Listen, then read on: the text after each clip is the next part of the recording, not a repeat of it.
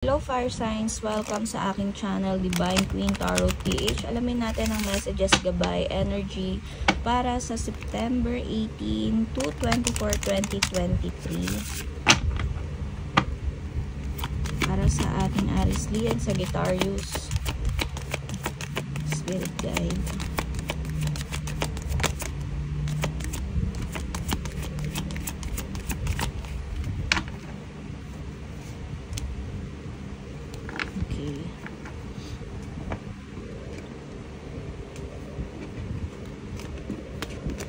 We have here house, youth, love, wow, and riding. Okay.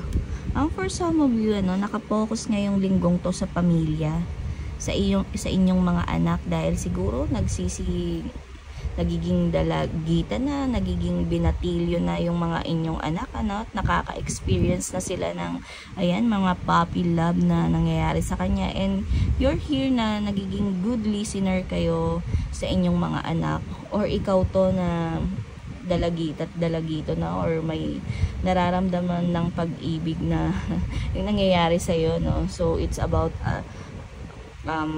nagiging adult, sa adulthood nyo, Ayan. So, yung iba namang magulang, nagiging go with the flow lang kayo sa inyong mga anak. Nag-a-advise pa rin kayo ng possible na mangyari. Kaya, may mga advices kayong binibitawan sa kanila. And for some of you, ready na kayong ng buong pamilya. Ready na kayo for family. Yan, siguro ang nakatuluyan nyo is inyong childhood love, Kasi andito ang ating love, And you are keep moving forward sa siguro katatapos ng inyong kasal. May mga plano na kayo sa kung ilan ang inyong magiging anak, kung ano yung gusto nyong bahay, or lumipat kayo ngayon sa panibagong bahay, Kaya may movement na nangyayari dito, fire signs.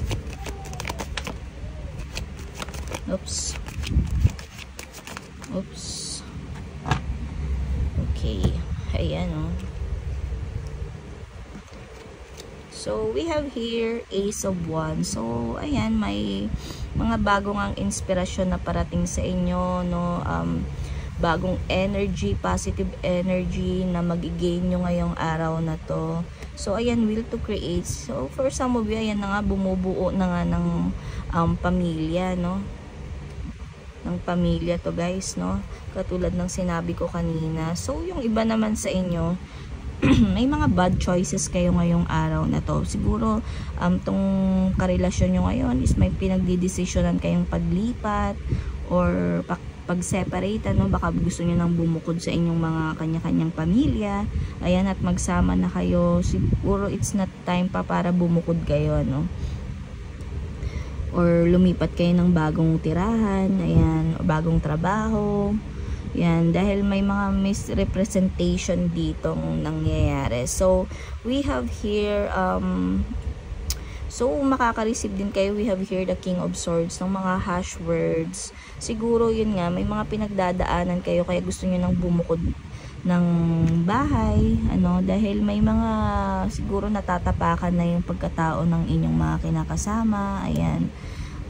Yung ating, 10 of Cups. Siguro may mga arguments talaga na sa tinitirahan nyo ngayon, Siguro naka-extended family pa kayo, and gusto siguro ng mga father nyo or magulang nyo na mag-separate na kayo para magkaroon kayo ng sariling, bahay, para maiayos nyo kung ano man yung mga dapat na nyong ayusin, kung ano man yung disunity na experience nyo ngayon, Walang pagkakaisa sa loob ng tahanan. Siguro, yung mga asawa nyo gusto nang lumipat dahil masyado nang napapagod sa pakikialam ng mga biyanan nyo. Meron tayo ditong Page of Pentacles. Siguro nahuhusgahan yung iba sa inyo, sa pagiging irresponsable. Maraming nasasayang na mga pagkain, nasasayang na kung ano-ano na kinagagalit ng mga magulang or mga biyanan ninyo. Ayan, so nadidistract kayo kaya gusto nyo ng ano, no, lumipat talaga ng bahay. So tignan pa natin ears ay fire signs, no, kung ano pa yung messages sa inyo. So i-priority nyo guys sa yung inyong mga asawa, no, baka kailangan na nilang huminga talaga sa bagong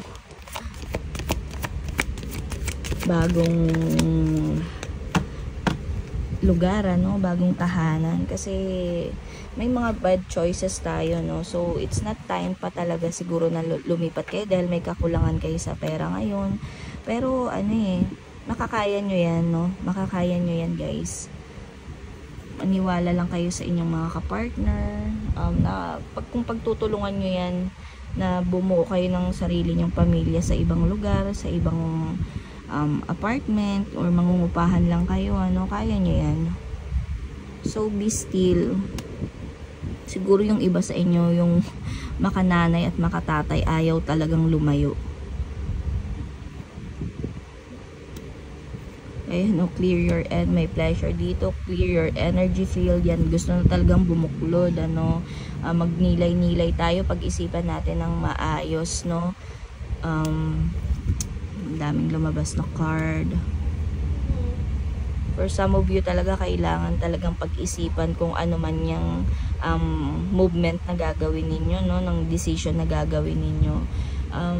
But I can feel na yung iba is ayaw talagang iwan yung kanilang magulang, dahil yung iba dito nag-asawa na lang bigla, ano, hindi niya natupad kung ano man yung pangarap na pinapangarap ng magulang niya para sa kanya. So nasa inyo yan guys, kung kailangan nyo nang sundin yung inyong mga asawa. Ayan, kung kailangan nyo na talagang lumipat at kailangan nyo ng maayos, ano, para makapag-isip-isip yung mga asawa nyo, why not na pagbigyan nyo, no? I-try nyo, dahil ang mga magulang naman is andyan pa rin para suportahan kayo kahit anong arguments yan, tatanggapin at tatanggapin pa rin kayo ng inyong mga magulang. So tingnan pa natin guys.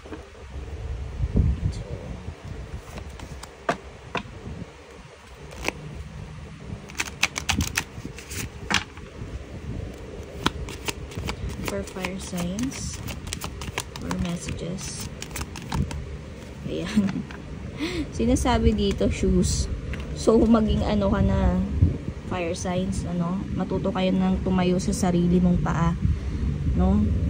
Kung nagkaroon ka na kasi ng pamilya, ayan, kailangan naman talaga is sumeparate ka na, no.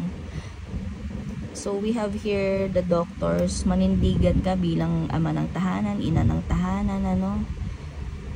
Kahit hindi pa kayo ready, matututunan at matututunan nyo kung ano man yung kailangan yung matutunan sa buhay. For some of you naman, kailangan na magpa-check up ng doktor, baka nai-stress na yung asawa mo, ayan, dinudugo siya, kailangan nyo magpa-check up, or may mga sakit na nararamdaman, ayan, or it's hindi nyo to asawa, magulang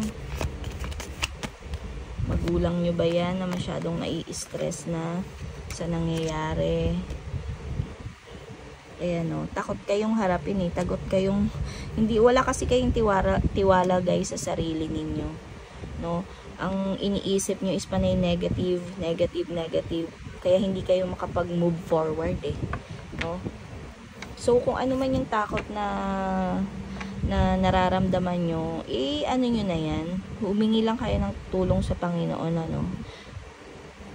Huwag kayong masyadong maging ilusyonado, ano. Panay negative naman yung mga ini-illusion nyo. So be optimistic guys, no, and naniniwala ako na kaya nyong tumayo sa sarili nyong mga paa. So yun lamang, fire signs. Thank you for watching. See you on my next video. Bye bye.